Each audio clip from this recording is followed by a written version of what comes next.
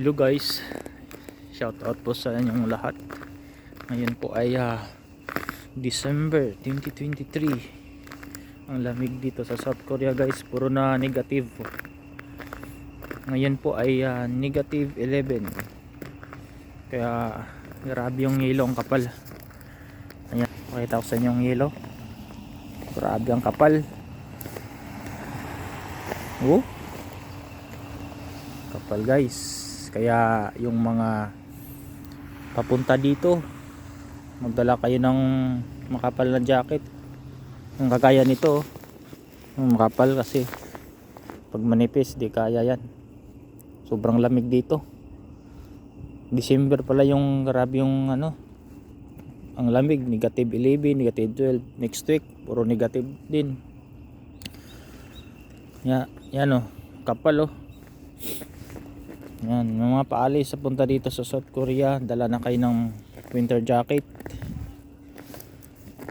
Yan Christmas tree na buhay. Grabe ang kapal. Tapos lagi na nagyelo. Sa December pala yung pinakamalamig dito.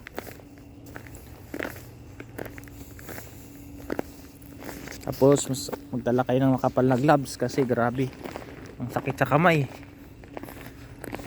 Parang tumigas yung kamay mo sa sobrang lamig. Pati yung pang sa lips para hindi matuyo kasi masakit din. Tapos makapal na medyas. Grabe yung kapal Ganda. Kaso delikado to sa nagmumotor, nagbike, pati sa sasakyan kasi biglang ang daanan naging na, yelo. Grabe yung kapal. Sakit sa kamay, kahit naka-gloves, masakit pa rin. Dala kayo ng pang winter pag papunta kayo dito. Mga nag-start yung lamig November, December hanggang daw March ang lamig. Yung pinakamalamig December, January daw.